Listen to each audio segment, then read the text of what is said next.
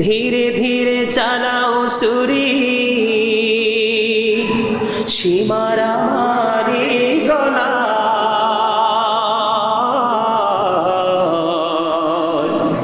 জয়নাল আবদিনের কান্দন শুনতে দাও না রে আমায় ধীরে ধীরে চালাও সুরি সীমার আমারি গলা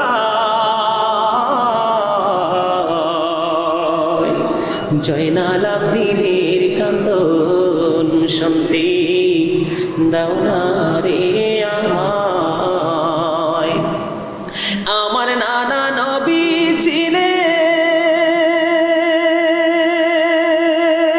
ছিলেন গুনাহগারের শাফি হলেন গো ওই গলায় দিতেন চুমা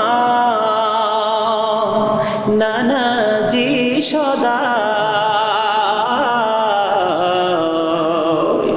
জয়নাল আবদিনের কান্দন শুনতে দাও না রে আমায় কোথায় রইল মা জননী তোমার হোসেন ধরাশায়ী গো সীমার বসিল মাগো আমারি সিনা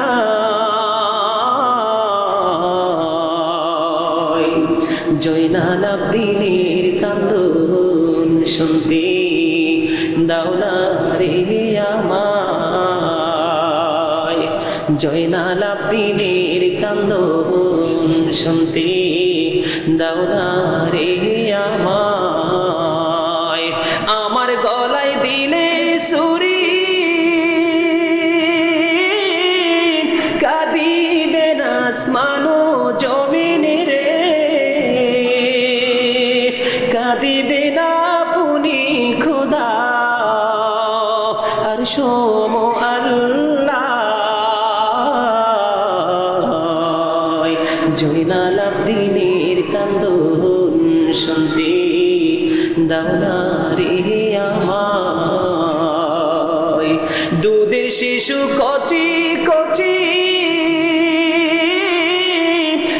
সাল্লাম ফাতিমাতু সাইয়্যিদাতু নিসাই আহলিল জান্নাহ মুত্তাফাকুন আলাইহি আল্লাহর হাবিব সরকারি দু জাহান রাহমাতাল লিল আলামিন ইমামুল মুরসালিন অন্যতম সদস্য হলো সেই মা খাতুন জান্নাত ফাতিমা বন্ধুরে আমার তারপরে বলতে হবে ইমাম হাসান হুসাইন রাদিয়াল্লাহু তাআলা আনহুর কথা ঠিক কিনা বলেন ক্বালা রাসূলুল্লাহ সাল্লাল্লাহু আলাইহি ওয়াসাল্লাম আল হাসান ওয়াল হুসাইন সাইয়্যিদা শাবাবি আহলিল জান্নাহ আল্লাহর হাবিব সরকারে দো জাহান ওনার পবিত্র জবান মোবারক দিয়ে তিনি বর্ণনা করেছেন ও বন্ধু Imam Hasan and Husain are the leader of younger people in Jannah রে যুবকের দল এই মৌলভী পাড়ার এই পুরাতন মৌলভী পাড়ার প্রত্যেকটা যুবককে ডেকে ডেকে বলছি রে আল্লাহর হাবিব তিনি এই সুন্দর খবর দিয়ে দিয়েছেন এই নিউজ আমাদেরকে দিয়ে দিয়েছে যেই যুবক ইমাম হাসান হুসাইনের সাথে প্রেমের ডুরি লাগাইতে পেরেছো আজকে ঘর ছেড়ে জান্নাতের বাগানে আসতে পেরেছো ফেসবুক টুইটার ইনস্টাগ্রাম ছেড়ে তোমরা যারা জান্নাতের বাগানে আসতে পেরেছো ইমাম হাসান হুসাইনের প্রেমিক হয়ে তাদের জন্য নবী তথ্য দিয়েছেন যারা ইমাম হুসাইনের প্রেমিক ওই প্রত্যেকটা যুবকের ইমাম হবে লিডার হবে ইমাম হাসান হুসাইন দুই ভাই জান্নাতে বিশ্বাস আছে না নাই 100% না 50%? 100% কার কার আছে হাত তো উঠানো স্লো অনেকে উঠাইছে তো না সোজা করে তোলেন আরে ভাই হাতে কি সমস্যা আছে নাকি আমি তো বলতে বলতে তুলে ফেলছি হাত নামান মারহাবা বলেন এই যে আপনাদের খতিব সাহেব না সাদেক ভাই আমাদের মুরব্বী উনি কিন্তু সবার আগে হাত তুলে ফেলছে ওনার চাইতে কি আপনারা দামি নাকি কথা কন না কেন ওমা এটা কি বলতে ডরা একজন আলেমের চাইতে কখনো কি সাধারণ মানুষ দামি হতে পারে একজন আলেম ঘুমাবে সাধারণ মানুষ সারা রাত্রে ঘুমাবে তারপর ওই আলেমের ঘুমই উত্তম একটা সেকেন্ড দেরি করে নাই একটা উঠাই নাই দুইটা তুলছে কয়টা আরে আমি বানাইয়া বলি নাই আমি বানাই বলে নাই, আল্লাহ রাব্বুল আলামিন বলেছেন join with my dear people, come to my paradise. আল্লাহ বলেছেন ফাদখুলি ফি ইবাদি ওয়াদখুলি জান্নাতি, আমার প্রিয় লোকেদের সাথে যুক্ত হও আর আমার জান্নাতে চলে আসো। Behold verily the friends of Allah have nothing to fear or to regret, we are your protecting friends in the life of the world and in the hereafter। জোরে জোরে বলেন সুবহানাল্লাহ। কথা মন দিয়ে শুনেন আর মাথায় ঢুকান। কথা কি বুঝতে পারছেন? আমরা কি তাদের সাথে প্রেমকে 100% রাখবো নাকি 50% রাখবো? কথা বলেন। আপনি রাখেন বা না রাখেন সেটা আপনার ব্যক্তিগত ইখতিয়ার, কিন্তু আমার দায়িত্ব হচ্ছে আপনাকে উপদেশ দেওয়া। কি করা? আপনাদেরকে দিনের সন্ধান দেওয়া, ঠিক কিনা বলেন? আরো জোরে। তাহলে ইমাম হাসান হুসাইন যদি জান্নাতের সর্দার হয়, লিডার হয়, ইমাম হয়, তার পাওয়ার কম না বেশি? এত বেশি পাওয়ার, যে পাওয়ারের সাথে পৃথিবীর কোনো পাওয়ারকে তুলনা করা যাবে না, কোনো কম্পেয়ার করা যাবে না। এত বেশি পাওয়ার, তারপরেও বন্ধু কারবালার ময়দানে ফুরাত নদীর পানি তাদের নসিবে জুটেনি। রুদ্র এত বেশি তীব্রতা ছিল বন্ধু, এত বেশি প্রবল ছিল রে, ওই রুদ্র সহ্য করার মতো না। তারপরেও তারা সত্যের জন্য লড়াই করে জীবন দিয়ে দিয়েছে। জোরে বলেন সুবহানাল্লাহ। ইমাম হুসাইনের শহীদ দিয়ে আমরা একটা শিক্ষা নিতে পেরেছি, জীবন চলে যাবে যাবে, জীবনের দৌলত চলে যাবে যাবে, সব কিছু প্রস্তুত করে দিয়ে দিব, তারপরেও বন্ধু অন্যায়ের কাছে মাথা নত করব না। ঠিক কিনা বলেন? মাথা নত কি করব? আপনারা জানেন না, সাদেক ভাই একটু আগে তিনি বলেছেন সংক্ষিপ্ত আকারে, ইয়াজিদ ইজ ক্যারেক্টারলেস। কি চরিত্রহীন ছিল ইয়াজিদ। আপনারা জানেন না সত্য মিথ্যার লড়াই, সত্য মিথ্যার পার্থক্য। ইয়াজিদের উপদেষ্টা যিনি ছিলেন, যার নাম ছিল শারজুন বিন মানসুর রুমি, যিনি ছিলেন বন্ধু একজন ইহুদি। মন দিয়ে শোনেন, আল্লাহ রাব্বুল আলামিন পবিত্র কালামুল্লাহ শরীফে বেঈমান কাফির সম্পর্কে তথ্য দিয়েছেন, ইন্নাল কাফিরিনা কানু লাকুম আদুওয়াম মুবিনা। বেঈমান কাফির মুশরিকরা ঈমানদারদের প্রকাশ্য শত্রু। আল্লাহ রাব্বুল আলামিন বলে দিয়েছেন, ইয়াজিদ কোনোদিন মসজিদ ভাঙে নাই, ইয়াজিদ কোনোদিন মাদ্রাসা ভাঙে নাই, ইয়াজিদ কোনোদিন ইসলামের ওপেনলি বিরোধিতাও করেনি। মুখে ছিল ইসলামের কথা আর অন্তরে ছিল ইসলামকে গলা টিপে হত্যা করার পায়তারা। এটার নামই হলো ইয়াজিদিয়া। দাড়ি থাকবে, টুপি থাকবে, পাগড়ি থাকবে, মিষ্টি মিষ্টি কথা বলবে, তাদের মুখের ভাষা হবে মধুর চেয়েও মিষ্টি, চরিত্র হবে ফেরাউনের চাইতে নিকৃষ্ট, আর আত্মা হবে বাঘের চাইতে বন্ধু হিংস্র। এই যে সাদেক ভাই একটু আগে আপনাদেরকে বলেছেন যে ইয়াজিদ চরিত্রহীন ছিল, ইয়াজিদের উপদেষ্টা ছিল শারজুন বিন মানসুর রুমি, যার কাজ ছিল দিনের বেলা শুধু বানর নাচাতো, দিনের বেলা শুধু তিনি বানর নাচিয়ে বেড়াতো, আর রাতের বেলা হলে মদের আসর বসিয়ে নারীদেরকে তিনি বিভিন্ন রকমের রং তামাশা করত। জোরে জোরে বলেন নাউজুবিল্লাহ। বন্ধুরে আমার একটু মন দিয়ে শুনবেন, একটু মন দিয়ে শুনবেন, কিছুক্ষণ আলোচনা করে সমাপ্ত করে দেব। হয়তো বা এমন হতে পারে রে, আজকের ওয়াজ আপনার জীবনকে গোছানোর জন্য যথেষ্ট হতে পারে। ঠিক কিনা বলেন? মানুষের জীবন পরিবর্তনের জন্য, আমলের পরিবর্তনের জন্য, আপনার চারিত্রিক গুণাবলীর বৈশিষ্ট্যকে পরিবর্তন করার জন্য সারা জীবন ওয়াজের প্রয়োজন হয় না, একদিনের ওয়াজই বন্ধু যথেষ্ট হয়ে যায়। ইয়াজিদ বাহিনী কত নষ্ট চরিত্রের ছিল। 61 হিজরিতে কারবালা হয়েছে, মনে রাখবেন কত? 61 হিজরিতে কারবালা হয়েছে রে বন্ধু। আর 63 হিজরিতে ইয়াজিদ বাহিনী কি তাণ্ডব চালিয়েছে আপনারা জানেন না। আমি কিন্তু কারবালায় আসবো ফিরে। আগে ইয়াজিদ তিনি বন্ধু ছোট্ট ছোট্ট টুকরো টুকরো করে আমি আগে আপনাদেরকে মেসেজ দিতে চাই। আপনারা অনেকেই মনে করতে পারেন হুজুর ইয়াজিদটা কি, ইয়াজিদিয়াত কি, এটাই তো আমরা বুঝি না। ইয়াজিদিয়াত হলো মুখে ইসলামের কথা বলা, মুখ ইসলামের প্রেমের ভাব দেখানো, অন্তর থেকে আমাকে খবর দিয়েছেন আমার উম্মত আমার এই কলিজার টুকরাকে কতল করে ফেলবে। জোরে জোরে বলেন না আল্লাহু আকবার। একবার বলুন সুবহানাল্লাহ, আর একটু মহব্বতে বলুন না সুবহানাল্লাহ। বন্ধুরে আবার বুঝতে পারছেন কিনা? কথা বলেন না কেন? এদিক দিয়ে বন্ধু উম্মে সালমা রাদিয়াল্লাহু তাআলা আনহাকে আমার নবী একটু মাটি দিলেন, মাটি দিয়ে বললেন, উম্মে সালমা এই মাটি তুমি যত্ন করে রেখে দাও, যখন তুমি দেখবে এই মাটি রক্তে লাল লাল হয়ে গেছে, তখন তুমি মনে করবা আমার কলিজার টুকরা শহীদ হয়ে গেছে। আমি এটা কেন বলেছি জানেন? একদিন একদিকে নবী ওই হাদিস শরীফ থেকে ইমাম হুসাইনের শহীদের সংবাদ দিয়েছেন, আরেকদিকে উম্মে সালমা রাদিয়াল্লাহু তাআলা আনহার কাছে মাটি দিয়েছেন। এই মাটি সত্যি সত্যি ইমাম হুসাইন রাদিয়াল্লাহু তাআলা আনহুর শহীদের সময় বন্ধু শহীদের দিনে লাল হয়ে গেছে। জোরে জোরে বলেন না আল্লাহু আকবার, আরো জোরে বলেন একবার সুবহানাল্লাহ। বন্ধুরে আমার, এই যে ইমাম হুসাইন শহীদ হবে সেই বার্তা কিন্তু আমার নবী জানিয়ে দিয়েছে। আজকে যারা নবীর সাথে বিদ্বেষ আছে, নবীকে নিয়ে বিভিন্ন রকমের বিরূপ মন্তব্য করে, তারা দেখবেন নবী গায়েবের খবর জানে, এটা তারা বিশ্বাস করতে চায় না। কথা বলেন না কেন? চায় অনেকে আছে না, কই গায়েবের মালিক তো আল্লাহ। আরে আল্লাহ তো গায়েবের মালিক, ঠিক আছে, নবী শব্দের অর্থই তো হচ্ছে অদৃশ্যের সংবাদদাতা, ঠিক কিনা বলেন? তাহলে উনি যদি গায়েবের খবর না জানে তাহলে আমাদেরকে দিবে কোত্থেকে? তাহলে এখানে কিন্তু একটা জিনিস স্পষ্ট যে আমার নবী ইমাম হুসাইন রাদিয়াল্লাহু তাআলা আনহু পৃথিবীতে আসার আগেই কিন্তু আমার নবী জানতেন ইমাম হুসাইন পৃথিবীতে আসবে এবং শাহাদাত বরণ করবে, ঠিক কিনা বলেন? বন্ধুরে আমার, একক যুদ্ধ হলো, একের পর এক ধীরে ধীরে ওই কারবালার যে সম্ভাবনাময় সিস্টেম ধীরে ধীরে তারা আগাইতে থাকলো। আগাইতে এমন একটা পর্যায়ে গেল বন্ধু, একবারে ফাইনাল সিদ্ধান্তে চলে গেল যে ইমাম হুসাইনের কাছে কুফা থেকে 150 চিঠি এসেছে। কতশো? 150 চিঠি এসেছে ইমাম হুসাইন রাদিয়াল্লাহু তাআলা আনহুর কাছে। ইমাম হুসাইন রাদিয়াল্লাহু তাআলা আনহুর কাছে যখন চিঠি আসলো, ইমাম হুসাইন রাদিয়াল্লাহু তাআলা আনহু তিনি কি করলেন? মুসলিম বিন আকিলকে কুফায় পাঠিয়ে দিলেন। মুসলিম বিন আকিল কুফায় চলে গেল। কুফায় গিয়ে খুব অল্প সময়ের মধ্যে 18,000-এরও বেশি মানুষকে ইমাম হুসাইনের পক্ষে বন্ধু বায়াত করিয়েছে। আর জোরে সুবহানাল্লাহ।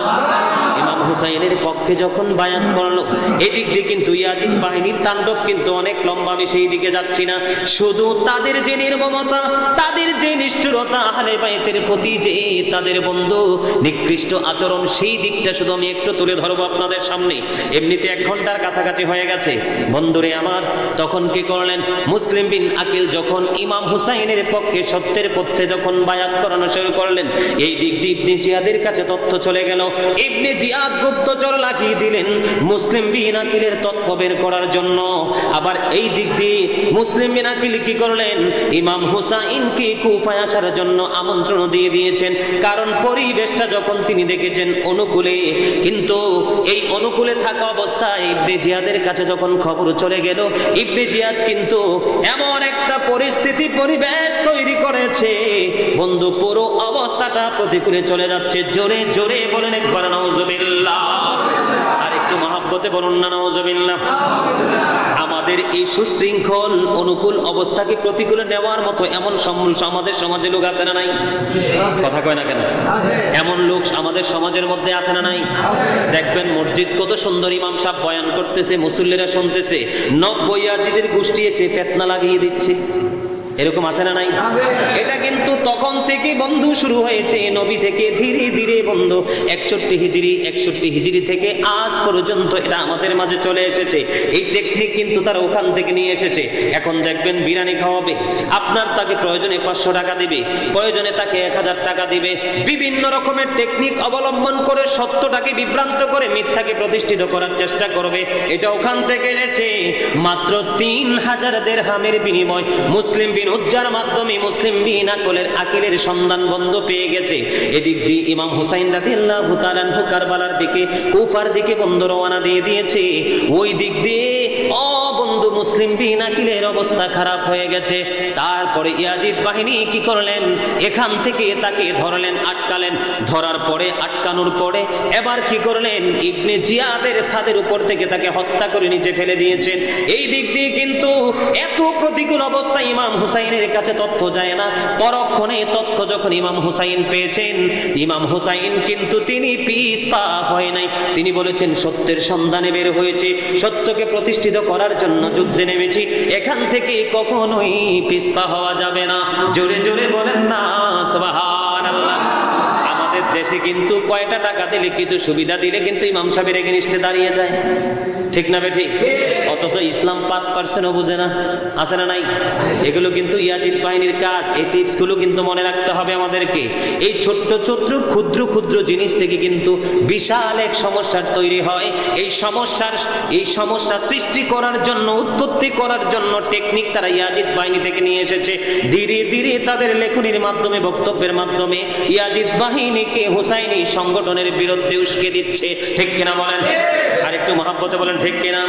ইয়া রাসূলুল্লাহ, ইয়া হাবিবাল্লাহ, ইয়া রাসূলুল্লাহ, ইয়া হাবিবাল্লাহ, ইয়া রাসূলুল্লাহ, ইয়া হাবিবাল্লাহ, আমার মতের নিদান কালে আসিও নবী গো, আমার শিয়রে দেখিব আপনাকে নয়ন ভরে।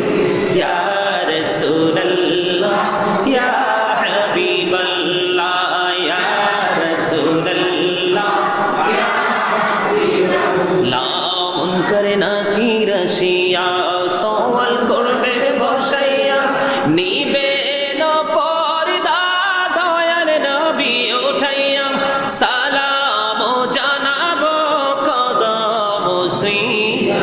ইয়া রাসূলুল্লাহ, ইয়া হাবিবাল্লাহ, ইয়া রাসূলুল্লাহ, ইয়া হাবিবাল্লাহ, শুনেছি হাদিসে দেখিলে আপনাকে জীবনের গোনা ঝরিয়া পড়ে, দিও গো দেখা দয়া করে। ইয়া রাসূলুল্লাহ, ইয়া হাবিবাল্লাহ, ইয়া রাসূলুল্লাহ, ইয়া হাবিবাল্লাহ, আসসালাতু ওয়াসসালামু আলাইকা ইয়া রাসূলুল্লাহ। আলহামদুলিল্লাহ বলেন। কেউ আপনাদের কাছে আলোচনা ভাল লাগে না? না লাগে তো? ভাল লাগলে আলহামদুলিল্লাহ দিয়ে একবারে লবণ শূন্য খাবারের মতো হয়েছে, ঠিক কিনা বলেন? গোটা পৃথিবীতে যত উন্নত কোয়ালিটির মশলা আছে আপনি গোস্তে ইউজ করলেন, গোস্ত রান্না করার জন্য আপনি কি করলেন? ব্যবহার করলেন। এখন আপনার গৃহিণী যদি রান্না করতে গিয়ে যদি লবণ দিতে ভুলে যায়, তাইলে কি আর খাবার মজা লাগবে? কথা বলেন, লবণ ছাড়া খাবার স্বাদ হয়? লবণ ছাড়া যেমনি খাবার স্বাদ হয় না, ঠিক প্রেম ছাড়াও কিন্তু কখনো নবীর প্রেম, আহলে বাইতের প্রেমের গল্প ভালো আপনাকে কি হতে হবে? প্রেমিক। তারপরে আপনাকে কাছে প্রেমের গল্প মজা লাগবে, প্রেমের চিঠি পড়তে ভালো লাগবে। অন্তরে যদি প্রেম না থাকে তখন কিন্তু আপনার কাছে এই প্রেমময় গল্প ভালো।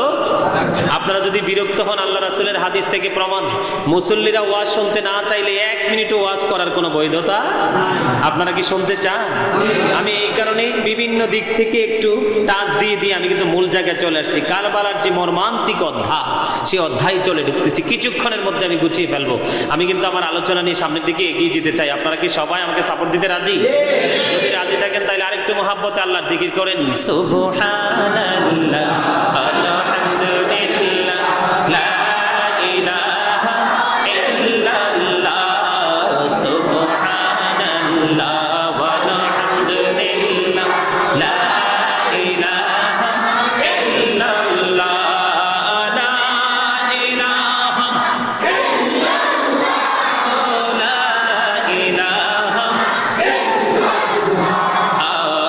আরশে কুরসি লৌহ কলম সৃষ্টি জাহান ও সিলা, আরশে কুরসি লৌহ কলম সৃষ্টি জাহান ও সিলা, নিজে আল্লাহ খুশি হইয়া নাম রাখিলেন হাবিবুল্লাহ।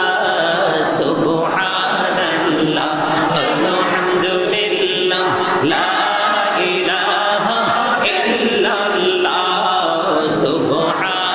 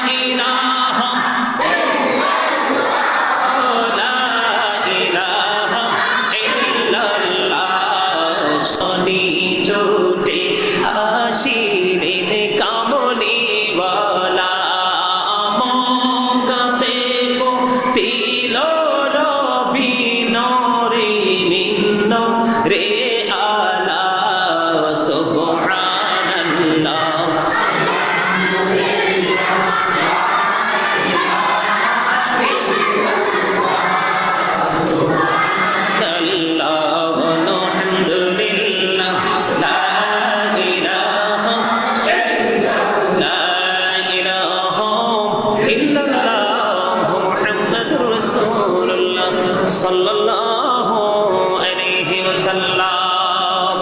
জোরে জোরে বলেন আলহামদুলিল্লাহ। জিকির করতে পেরে কি ভালো লাগছে না খারাপ? কার কার কাছে ভালো লাগছে? ওমা এখনো পাবলিক স্লো আছে, এখনো স্ট্রং না, হাত নামান। শোনেন, এই যে এতক্ষণ জিকির করছি, আমার চাইতে বড় হুজুর আমার পাশে বসে রয়েছে, বুঝছেন? আমি ওয়াজ করার পর ওনাকে জিজ্ঞেস করেন, যদি মানে ক্লিয়ার করে দেয় তারপরে আমি আমার আলোচনায় আবার আসবো।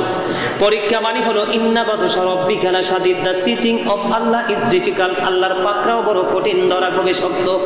সাদিক ভাই আছেন? আল্লাহর ধরা কি খুবই কঠিন। ও বন্ধু, আল্লাহ ধরবি খুবই শক্তভাবে। তারপরে কি বলেছেন? ধরার পরে আল্লাহ কি করবে? ইন্নাল্লাহা সারিউল হিসাব।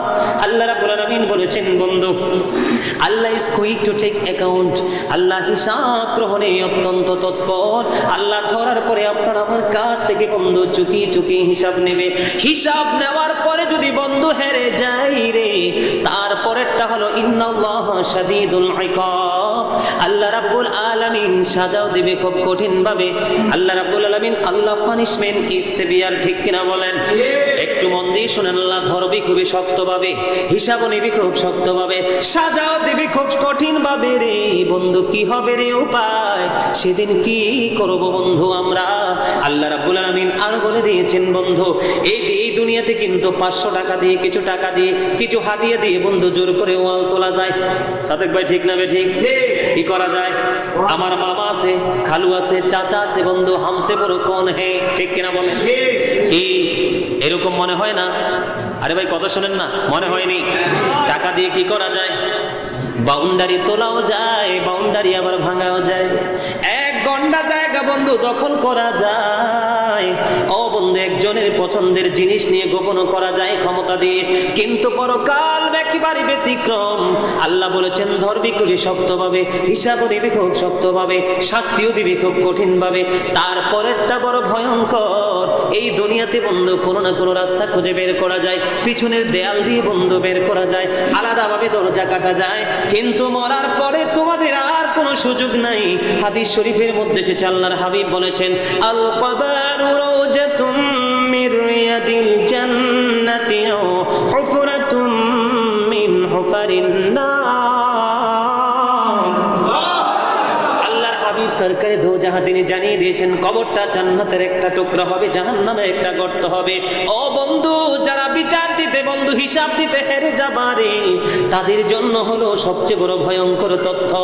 আল্লাহ বলেছেন, সেখানে আর তুমি মরতে পারবে না। লা ইয়ামুত, মরার কোনো সুযোগ নাই। People will not die that day, সেদিন মানুষ মরতে পারবে না। ফিহা ওয়ালা ইয়াহইয়া, সেদিন মানুষ বাঁচতে পারবে না। People will not be able to life that day, সেদিন মানুষ বাঁচতে পারবে না। আল্লাহ বলেছেন সূরা ইনফিতরের মধ্যে, ওয়ামা হুম আনহা বিগাইবিন। আল্লাহ রাব্বুল আলামিন বলেছেন, people will not be able to escape that day, মানুষ বাঁচতেও পারবে না, মরতেও পারবে না, পালাইতেও বন্ধু পারবে না। সেদিন উপায় কি হবে রে? আমি আজকে বলবো, তোমরা দুনিয়ার গরিব হও কোনো দুঃখ নাই, দুনিয়ার ভিক্ষুক হও কোনো দুঃখ নাই, কিন্তু পরকালীন ভিক্ষুক হইও না। এই জীবন বন্ধু ধ্বংসস্তূপে পরিণত হয়ে যাবে। এখনো সময় আছে, বুঝে নাও। ও বন্ধু, হযরত আবু হুরায়রা রাদিয়াল্লাহু তাআলা আনহু থেকে হাদিস বর্ণিত, আল্লাহর হাবিব সরকারে দু জাহান তিনি জানিয়ে দিয়েছে, জাহান্নামের আগুনটাকে এক এক করে 3000 বছর উত্তপ্ত করে আল্লাহ প্রস্তুত রেখেছে বন্ধু। 1000 বছর তাপ দিয়েছে, আগুনের রং হয়ে গেছে বন্ধু লাল, তারপরে হয়েছে কালো, তারপরে হয়েছে বন্ধু সাদা, এখন বর্তমানে বন্ধু কালো হিসাবে রূপান্তরিত আছে আমাদের জন্য বরাদ্দ। এক এক করে 3000 বছর আগুনকে উত্তপ্ত করে রেখেছে। বাঁচতেও পারবো না, মরতেও পারবো না, পালাইতেও পারবো না। চোরে চোরে বলেন নাউজুবিল্লাহ। ভয়ঙ্কর পরিস্থিতি আসার আগে আমাদের নিজেদেরকে শুধরাইতে হবে। আর শুধরাইতে হলে নবী এবং নবীর আহলে বাইতের আদর্শে নিজের জীবন আদর্শ হিসাবে গড়ে তুলতে হবে। ঠিক কিনা বলেন? দেখেন, ইমাম হুসাইন সত্যের জন্য নেমেছে। কিসের জন্য? এই সত্যকে উন্মোচন করার জন্য, সবার সামনে ওপেন করার জন্য তিনি নেমেছে। শুনেছে কুফার অবস্থা ভালো না, 150 চিঠি দেওয়ার পরেও তারা বন্ধু কি হয়েছে, ইমাম হুসাইনের পিছনে নামাজ পড়ার পরেও ইমাম হুসাইনকে কতল করার জন্য তারা প্রস্তুতি নিয়েছে। ওই কুফার বীর ছিলেন বন্ধু হুর, হঠাৎ করে হুর দাঁড়িয়ে গেল। হুরকে বলা হলো, হুর তিনি কি বলতেছেন? হঠাৎ করে তিনি দাঁড়িয়ে গেলেন। দাঁড়িয়ে ইমাম হুসাইন রাদিয়াল্লাহু তাআলা আনহুকে প্রশ্ন করেন। তার আশেপাশে অনেক ঘটনা আছে, কিন্তু আমি মূল পয়েন্ট তুলে ধরতে চাই আপনাদের সামনে। হুর এবার ইমাম হুসাইনকে ডেকে ডেকে বলল, ও আলে মুকাম, আপনার কাছ থেকে আমি জানতে চাই গো, শুনতে চাই, আমি যদি এই মুহূর্তে আল্লাহ রাব্বুল আলামিনের কাছে তওবা করি গো, তাহলে আমার তওবা আল্লাহর দরবারে কবুল হবে কিনা? যেই ব্যক্তিটা ইমাম হুসাইনকে পাহারা দিয়ে দিয়ে কুফা পর্যন্ত নিয়ে এসেছে হত্যা করার জন্য, শহীদ করার জন্য, কুফার বীর হিসাবে যাকে বন্ধু নিয়োগ করা হয়েছিল, তার নাম হুর। এবার ইমাম হুসাইন আলী মুকাম প্রশ্ন করলো, তোমার নাম কি? কয়, আমার নাম হলো হুর। এবার ইমাম হুসাইন ডেকে ডেকে বলে, তুমি যদি সত্যিকার অর্থে আহলে বাইতকে মহব্বত করে তওবা করো, এখনো তওবার দরজাটা খোলা আছে।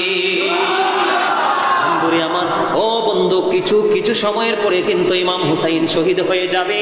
এমন মুহূর্তে ইয়াজিদ বাহিনীর সবচেয়ে বড় বীর, যিনি পাহারা দিয়ে দিয়ে বন্ধু কুফা পর্যন্ত নিয়ে এসেছে, ইনি ইমাম হুসাইনের প্রেমে পড়ে তিনি পাগল হয়ে তিনি কি করলেন?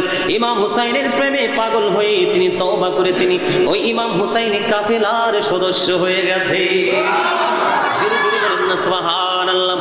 আজকে আমি এখানে যারা উপস্থিত হয়েছেন সবাইকে বলতে চাই, এখান থেকে কেউ যদি মসজিদে আসার আগেও যদি মনে করেন হুসাইনের সম্পর্কে আপনার বিরূপ চিন্তাধারা মন্তব্য থেকে থাকে, এখান থেকে বের হওয়ার পরে যদি আপনি আহলে বাইত প্রেমিক হতে পারেন, আমার বিশ্বাস সারা জীবনের গুনাহ আল্লাহ মাফ করে দিয়ে আল্লাহর প্রিয় বান্দাদের অন্তর্ভুক্ত করে নেবে।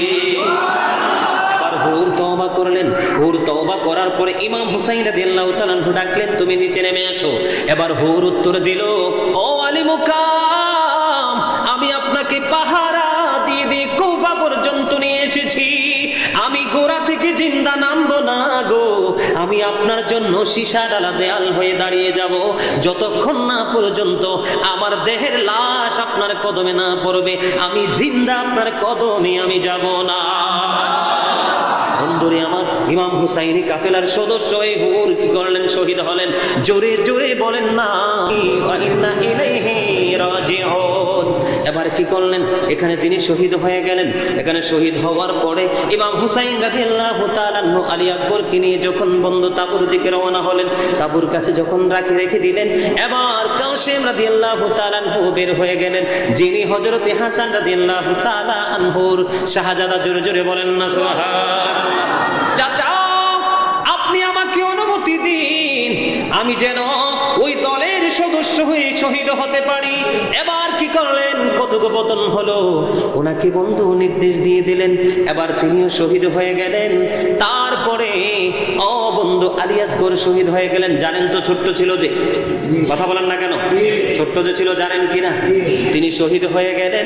সর্বশেষ এবার হুসাইন রাদিয়াল্লাহু তাআলা আনহুর শহীদের পালা। ওনাকে বন্ধু কেউ চতুর্দিক দিকে কিন্তু দাঁড়িয়ে আছে শত্রু বাহিনী, কেউ ওনার দিকে আক্রমণ চালাইবার জন্য একক সাহস কেউ করতেছে না। একটা পর্যায়ে কি করলো? শহীদের জন্য সিদ্ধান্ত হয়ে গেল। এবার তিনি যুদ্ধ যখন শুরু করলেন, যুদ্ধ করতে করতে করতে করতে একটা পর্যায়ে সীমার বুকে বসলো। সীমার, এখন তো নামাজের সময়, আমার জীবনের শেষ সময়টা তুমি একটু আমাকে দাও, আমি যেন জীবনের শেষ সময় আল্লাহর কদমে সেজদা দিতে পারি। জোরে জোরে সুবহানাল্লাহ। বর্তমানে আমাদের বাংলাদেশের কথা আমি বলছি, আমাদের বাংলাদেশে বন্ধু ব্যবসার অজুহাত ধরে, চাকরির অজুহাত ধরে, বাচ্চার স্কুলের অজুহাত ধরে, বাচ্চার কোচিং এর অজুহাত ধরে, বিভিন্ন অজুহাত ধরে ধরে আমরা নামাজকে ছেড়ে দিচ্ছি। আর ইমাম হুসাইন রাদিয়াল্লাহু তাআলা আনহু কিছুক্ষণের মধ্যে তিনি শাহাদাত বরণ করবে, কিন্তু তিনি আল্লাহর কদমে সেজদা দেওয়া তিনি ছাড়েননি। এখান থেকে কিন্তু তিনি আরেকটা শিক্ষা দিয়েছেন, যতই অবস্থা খারাপ, যতই প্রতিকূল অবস্থায় থাকো না কেন, যদি নামাজের সময় হয়, নামাজ কখনোই ছেড়ে দিও না। জোরে জোরে বলেন সুবহানাল্লাহ। তিনি তারপরে কি করলেন? নামাজ পড়লেন। নামাজের পরে সীমার বসলো। সীমার বসার পরে এবার সীমাকে ডাক দিয়ে বলল, সীমা তোর বুকের জামাটা খোল। কি কর? সীমা তোর বুকের জামাটা খোল রে, আমি তোর বুকের অংশ একটু দেখবো। এবার সীমার কি করলেন, বুকের জামা যখন খুললেন, খোলার পরে সীমারের বুকের দিকে নজর দিয়ে চাইয়া দেখলো বন্ধু সাদা সাদা শ্বেত চিহ্ন দেখা যায়। শ্বেত চিহ্ন বুঝেননি? এটাকে হাদিস শরীফে কি বলা হয়? ডবল রোগ। এটাকে ডবল রোগ বলা হয়, আবার কেউ কি কুষ্ঠ রোগ বলে। আর বাংলাদেশে আমরা কই শ্বেত রোগ। কি রোগ কই? কথা কয় না। আপনারা দেখেন নাই? আপনাদের এই মসজিদে তো আমি দেখছি অনেক লোক আছে, আমি দেখি, আমি যখন আসি তখন আমি দেখি এখানে আসে। বন্ধুরে আমার, তখন তার বুকের জামা খোলার পরে বন্ধু তার বুকের মধ্যে যখন সে চিহ্ন দেখলো, এবার হুসাইন একটা ডাক দিয়ে বলল, রে শিমর, তুই তো সেই বদকিসমত, আমার নানা আমাকে বলেছে, আমি নানার কাছ থেকে সে তথ্য সংগ্রহ করেছি। আমার নানা বলেছে শ্বেত চিহ্নের কিছু কুকুর আমার বংশে মুখ লাগাচ্ছে। জোরে জোরে বলেন না নাউজুবিল্লাহ। এবার একবার পড়েন সুবহানাল্লাহ, আর একটু মহাব্বতে সুবহানাল্লাহ। আমার নবী তথ্য দিয়েছেন শ্বেত চিহ্নের কুকুর কি করছে, নবীর আহলে বাইতের মধ্যে মুখ লাগাচ্ছে। আমি যে শুরুতে একটা হাদিস শরীফ বলছিলাম, মনে আছে নি, গোস্তের টুকরা, ওই হাদিস শরীফের মধ্যেও নবী বলেছেন কি, যে নবীর পরিবার, নবীর আহলে বাইতকে নবীর উম্মত কি করবে, কতল করবে, শহীদ করবে। এবার বন্ধু কি করলেন, ইমাম হুসাইন রাদিয়াল্লাহু তাআলা আনহুকে কি করলেন, শহীদ করে দিলেন। কি করে দিলেন? শহীদ করে দিলেন। ইন্না লিল্লাহি ওয়া ইন্না ইলাইহি রাজিউন। একটা কারবালান একটু গজল গাইবো মনে হইছে, এখন শুনবেন, পারলে আমার সাথে গাইবেন। ধীরে ধীরে চালাও সুরি সীমার আমারি গলা,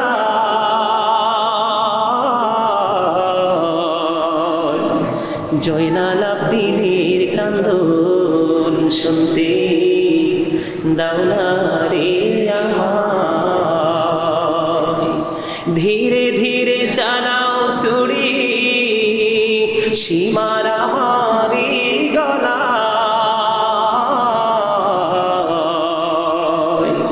জয়নাল আবদিনের কান্দন শুনতে দাও না রে আমায়। আমার নানা নবী ছিলেন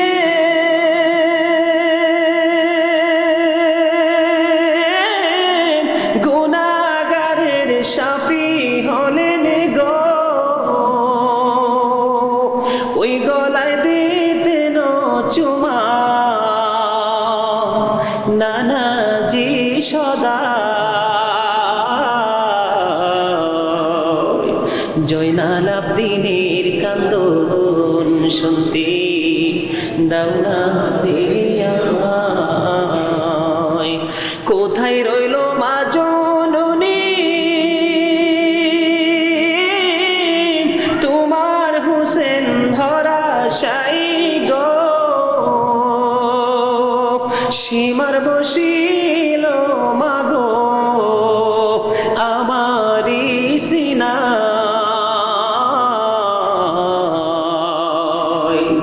জয়নাল আবদিনের কান্দন শুনতে দাও না রে আমায়। জয়নাল আবদিনের কান্দন শুনতে দাও না রে আমায়। আমার গলায় দিলে সুরি কাঁদিবে না আসমান ও জমিন রে,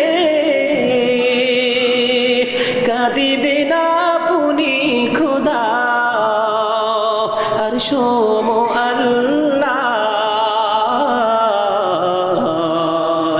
জয়নাল আবদিনের কান্দন শুনতে দাও না রে আমায়। দুধের শিশু কচি কচি, বলেন নাউজুবিল্লাহ। এখন কিন্তু এগুলো আমাদের কাছে ভালো লাগে, এগুলো আমাদের কাছে অনেকের কাছেই ভালো লাগে না। বন্ধুরে আমার বলতেছিলাম, এবার কি করলেন, শহীদ করার পরে ইয়াজিদ বাহিনী ক্ষান্ত হয়নি, তাদের মাথা মোবারকের উপরে বন্ধু এই ধুলোর মধ্যে ঘোড়া দিয়ে বন্ধু পদদলিত করেছে। জোরে জোরে বলেন নাউজুবিল্লাহ। এখানে ইয়াজিদের কথা বলতে হয় কিনা? কথা বলেন না কেন? তুমি একজন মানুষকে কতল করে ফেলেছো, তার গোটা টিমকে তুমি হত্যা করে ফেলেছো, শহীদ করে দিয়েছো, 72 জনকে তুমি শহীদ করে দিয়েছো। ও বন্ধু, শহীদ করার পরেও ক্ষান্ত হয় না রে। তাদের এই মাথা, পবিত্র মাথাগুলোকে বন্ধু ওই ধুলা বালিতে তাদের ঘোড়া দিয়ে বন্ধু পদদলিত করিয়েছেন। জোরে জোরে বলেন না নাউজুবিল্লাহ। ইয়াজিদের চরিত্র বলতে কিছু নাই রে। সাদেক ভাই মনে হয় অল্প করে বলেছে বন্ধু, আরো কিছু ইয়াজিদ সম্পর্কে বলার দরকার। কোরআন শরীফে আল্লাহ বলেছেন, ইন্নামাল খামরু ওয়াল মাইসিরু ওয়াল আনসাবু ওয়াল আজলামু রিজসুম মিন আমালিশ শাইতান ফাজতানিবুহু লাআল্লাকুম তুফলিহুন। জোরে জোরে বলেন না নাউজুবিল্লাহ।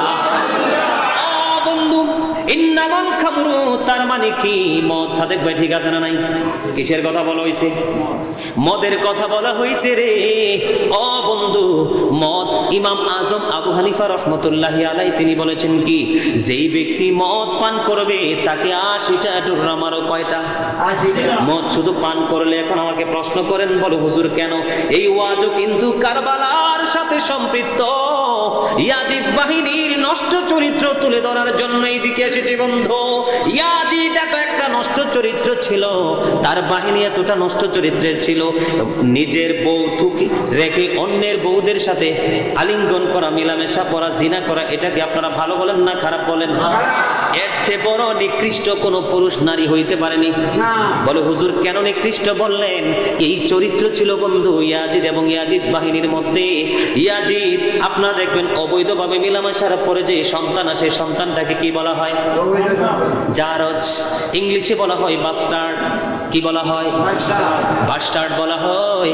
এখানে আসার কারণ বন্ধু, একটা জারজ সন্তান যদি মিশর থেকে গিয়ে যদি বন্ধু সার্টিফিকেট নিয়ে আসে, বিভিন্ন বড় বড় ভার্সিটি থেকে যদি পৃথিবীর উন্নত বিশ্ব থেকে যদি সার্টিফিকেট নিয়ে আসে, তারপরেও যদি পিতৃ পরিচয় না থাকে বন্ধু, এই ইমামের পিছনে দাঁড়াইয়া ইক্তাদাইতু বিহাজাল ইমাম বলা যাবে না, এটা হারাম। জোরে জোরে বলেন না নাউজুবিল্লাহ। ও বন্ধু, আমি আবার পুনরায় একটা গজল বলেছি, গজলের মধ্যে কিছু তথ্য তুলে ধরেছি। এই তথ্যের সাথে হাদিস শরীফের কোরআনের কত মিল আমি একটু পরে আপনাদেরকে বলবো। তার আগে আমি বলি, কেন ইমাম আজম আবু হানিফা রহমতুল্লাহি আলাই মদ্যপায়ী মানুষকে দেখলে 80 ডোরা মারতে বলেছে? তার কারণ হলো, যখন কোনো মানুষ মদ পান করে, এটা কিন্তু নেশা। এটা কি? মদ পান করার পরে তার সেন্সলেস হয়ে যায়, তার মধ্যে তাকে শয়তান ওয়াসওয়াসা দেয়। কি দেয়? শয়তান আমাদের বন্ধু না শত্রু? ইন্না শাইতানা লাকুম আদুউন ফাত্তাখিযুহু আদুওয়া। আল্লাহ রাব্বুল আলামিন বলেছেন, Shaitan is the eternal enemy of the believers. Shaitan আমাদের প্রকাশ্য শত্রু। জোরে জোরে বলেন নাউজুবিল্লাহ। শয়তান আমাদের কি? কথা কয় না? আমাদের কি? আরে আওয়াজ দেন না। বলতে বলতে আপনাদের মুখের জড়তা কাটবে, না বলতে বলতে এটা জং ধরে গেছে তো। কিন্তু আল্লাহ একদিকে বলেছে শয়তান আমাদের প্রকাশ্য শত্রু, আরেকদিকে বলেছেন ইন্না কাইদা শাইতানি কানা দাঈফা। শয়তান ডিসিপশন ইজ ভেরি উইক। মুমিনের জন্য শয়তানের ধোঁকা একেবারে নাথিং। মানে শয়তান মুমিনকে ধোঁকা দিয়েও গায়েল করতে পারবে না। আল্লাহ রাব্বুল আলামিনের কথা এটা বন্ধু। এখানে আসার কারণ হলো, যখন কোনো মানুষ যখন মদ পান করে, তখন তার বিবেক বুদ্ধি নষ্ট হয়ে যায়। তখনই সে বন্ধু নারীর দিকে আসক্ত থাকে, নারীর প্রতি তার লোভ থাকে। এই লোভের কারণে অবৈধ মিলামেশা হয়, আর এই মিলামেশা থেকে বন্ধু অবৈধ সন্তান পৃথিবীতে আসে। একটা সমাজে, একটা মহল্লায় যদি একটা এরকম নষ্ট চরিত্রের সন্তান থাকে, তাহলে এই সমাজের কোনো যুবক আর ভালো থাকতে পারে না।